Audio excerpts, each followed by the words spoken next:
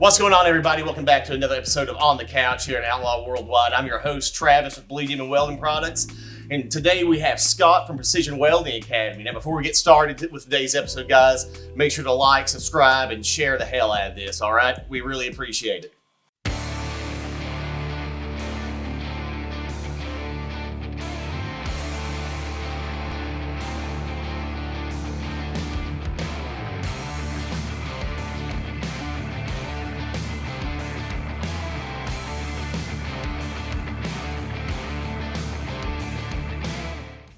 Scott, thanks for coming down today. So today we wanted to talk about student tips and tricks, what they should do while they're coming to your school.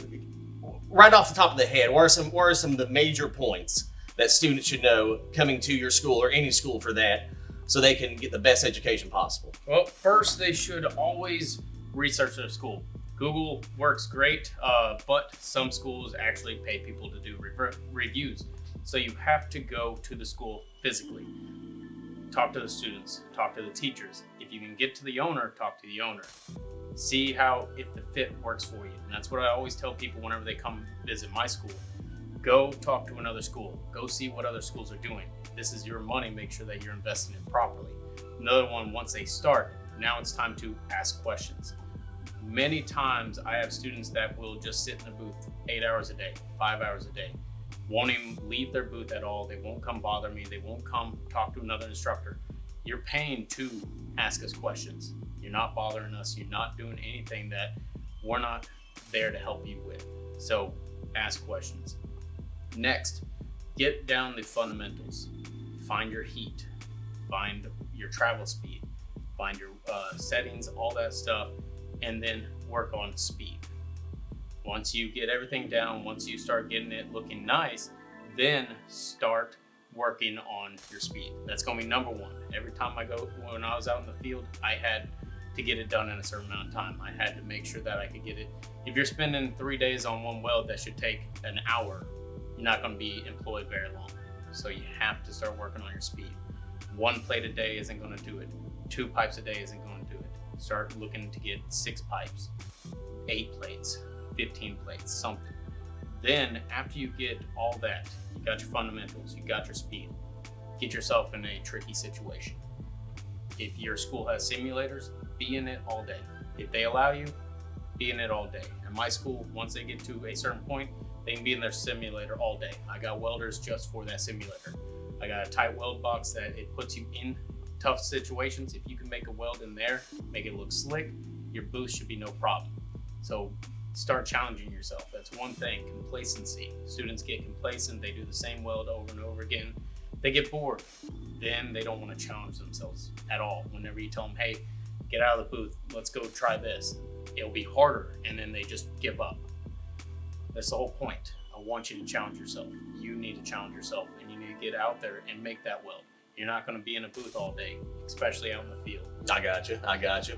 Now, whenever a student's looking for a welding school, what are some things that they should be aware of when looking for a school? Teacher-to-student ratio. If you go to a school that has a 30-to-1, most likely you're not going to get taught every single day. Look for 10-to-1, 15-to-1. 5-to-1 is going to be great, but not many schools can afford that. It's not budget friendly. There are some schools that are, but just look at the ratio. Look at the teacher experience. Did they just graduate from that school? Did they graduate from another school and get a job? Or have they been in the industry 5+ to 30+ years? Look at all that experience. Look at just the retention. Ask them, how many students do you have dropped? They may not tell you, but some schools will let you know, hey, our retention is huge. We've had 1 drop in 6 months. That's awesome. Or they may never have had a drop. Even better. Some schools, they'll drop someone every month. That there's something saying there. Mm-hmm. Then look at how long their instructors have been there. I got you. Now, so for your schools and some of these other schools, do they have like placement programs to help students once they graduate? And then, so with your welding school, whenever a student graduates from there, how does that placement program work, or what happens for those steps? So what we do at our school is the month or 2 months before the student graduates, they'll meet with my office director. He'll get their resume up and running. He'll show them all the jobs that are in the local area. He'll ask them, what are you wanting to focus on? Are you wanting to go into vessels? Are you wanting to go into pipeline? Are you wanting to go into combo down in the bay? Where do you want to go? And then he'll start gearing it towards that. No matter what, no school can guarantee you a job. It's just impossible. Right. But it's up to the school to help you out as much as they can. And if you have to be versatile in it. You may want to go pipeline, but getting out of school, going to pipeline, you can almost talk to any instructor. It's almost impossible to go right there, get on the line and start welding. You're going to have to start as a helper. Same with plant work. You're going to probably need to know someone to get in there. But there are those students that go after it. They look at it. They really focus to go find that job. I had 2 students that went to the school. They both started at the same time. One constantly on their phone looking for jobs, talking to people, finding every single day that he was there because he knew it's going to be beneficial whenever he leaves. He wanted to make this a career. The other person did a little bit of welding every day, talked here and there, didn't stay in his booth. Then all of a sudden, this guy got a job instantly whenever he got out, right into the plants. He made that connection. The other guy, 6 months, finally got a job. It's all the work that you put in. You're the face that they need to see. We can send your resume out everywhere. We can put your resume out there, but if you're not calling these jobs, if you're not following up with them, then you're just another resume that they see every day. For every 1 welder, there's 10 ready to replace you. Right. So if a student has a mindset of, oh, I'm just going to graduate from this school and then the school's going to place me in a job, they're completely mistaken with that idea. Oh, yeah. I got you. When I went to school, I was a little naive. I thought once I graduated, the jobs would be calling me. So I was just sitting there at home, just waiting. And finally, my dad was like, what's going on? Why haven't you gone to work? And I was like, well, no, they'll call me. He goes, that's not how the real life works. You have to go to work. So after that, I started looking at jobs. I started going out, calling places, putting my face to the name that they've been seeing on the resumes. And I finally got hired. I got you. Now, after a student graduates from your school or any other school for that matter, are they allowed to come back to at least your school to maybe like some follow along education, or even to knock some rust off their welding techniques and stuff like that, where they go test out at different job sites? Yep, they have lifetime brush up. Anytime that they want to come back, they're more than welcome to. Now, if they're staying like weeks after, then we're going to have to talk to them about getting into another program. But they always have lifetime. If they want to come in Friday, weld for 4 hours, it's not a problem. Come on in. In most schools I've seen do that. Some put a time limit. Like one school I worked at, they only gave you 20 hours after you graduate to come back. 20 hours isn't a whole lot, but it could be perfect amount for someone. So always look at that as well. Can you come back? Can you learn more whenever you leave? I got you. And then, so whenever it comes to students during the day there, you hit on they need to ask questions. All right, now, so what type of questions should they be asking? Are we talking like anything they have a question about? Just pretty ask much. it? Okay. Yep. Any question. Heat. Why is it sputtering when I weld? Is it on the right polarity? How do I turn on my machine? None of them are stupid. You have to ask the questions. If you don't understand it, like if you don't know that you need to put a ground on a piece of metal to get it to arc, then it's not a stupid question. You're asking it before you go out to the field to actually figure it out. I got you. So just ask. Now, for your school, whenever it comes to actual classroom time and welding time, how's that broken down? So we have, let's say they take our longest course, 1,200 hours. It's roughly 7 classrooms. If they're on day shift, it's 8 months. So that is 1 classroom a month, and it's about 2 to 3 hours. So it's majority 90%, 95% all in the lab. Okay, all right, If awesome. they want to go up to the classroom and learn a little bit more, like I got a lot of students wanting more details into blueprints. Awesome, we'll go have an actual class for just blueprints.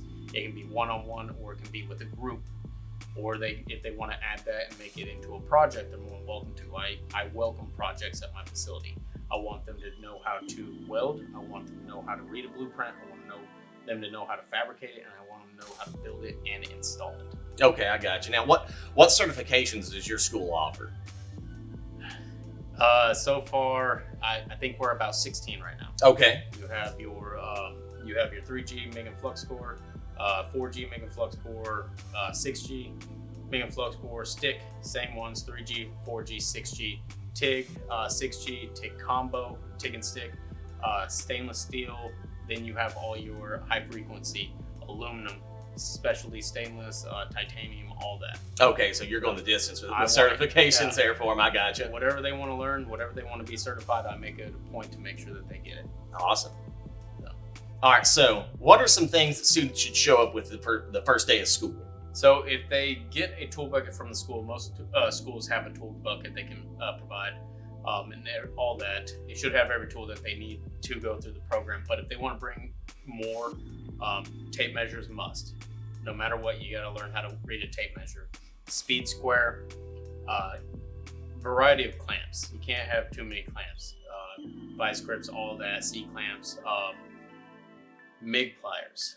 If you're doing MIG, they are a must.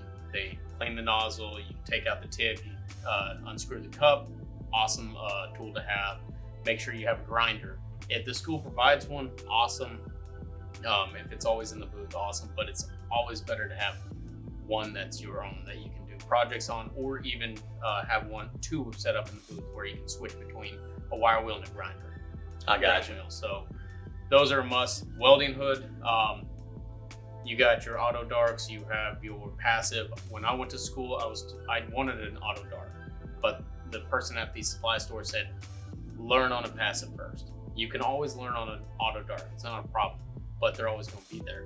Learn on a passive, because if that auto dart fails you in the field, if you've never welded with passive, it's going to be a big learning curve. So learn with a passive, then graduate to an auto dark. I think it was 4 years into my career, I never touched an auto dark. And, I can still switch back and forth from it. I got you. Make sure you have leather boots. Steel toes are usually preferable because most companies are going to require one, but most schools don't require them. But I would always say get used to wearing steel toes. They are a little bit more weighted. Pants without holes. You're going to notice first day if you have holes, why we don't wear pants with holes. Just going to spontaneously combust. Just instantly. Mm-hmm. Probably start jumping a little bit. Wrangler shirt or different shirts. I always go with the Wrangler. They're cheaper. Go out to Tractor Supply. They're $20. You can get something a little bit heavier duty, all that stuff. Just know it's gonna get hot. Make sure that you wear light or dark shirts, undershirts. If you have a white shirt, what happens is it reflects into the hood, and then it can give you arc flash. So watch out for that. I noticed that whenever I was welding with pulse MIG, it was reflecting off the wall, and my shirt gave me arc flash real quick. Make sure that you have, if you're going into TIG, make sure you have a variety of cups. If you're on pipe, most of the time we stay with jumbo 8th, 6, 8, 10, 12 cup. Learn all of them. You're not always going to be able to weld with all of them, but learn what works for them. Each cup has a different style for a bevel. If you have a tighter bevel, a number 6 cup is going to be your go-to to make sure you get that root in. If you're doing T-joints and stuff like that, or heavier wall pipe, a 12 cup is going to be easier to slide in and out. Make sure that you find a TIG torch that can hold up the amps you want to weld with. We use CK Worldwide Trimline 26 torches at ours. They are 200 amp torch. They hold up to the heat that we run at. You can get other torches out there. They have ones that are 300 amps. It just all depends on the user. Just know as you're going up in amps, the handle size is going to get bigger. So if you like a thinner handle, then start going a little bit lower amps. That's pretty much it that I can think of on tools. Now, would you suggest? And a bandana or a weld cap. Oh, okay. Sparks will, so you don't be burning all your hair off your head. I got you. Yep. Now, would you suggest for new students just starting school to go out and drop $1,500, $2,000 in, gear and equipment before they've even graduated school, or what do you think about that? It's always an investment. If you have the money to spend on it, awesome. But you have to look, are the tools worth it? Because some companies provide it. If you're going to be a contract worker, then yes, it's a good investment. But if you're going to work in a shop, it's probably going to be provided. That $1,500 could be used for a welder for your garage, a torch setup for your garage, something like that. You have to kind of weigh your options. Where are you going in the industry? If your goal is to do projects at home and side business, then that $1,500 is probably best spent on a welder, gas bottles, and all that stuff.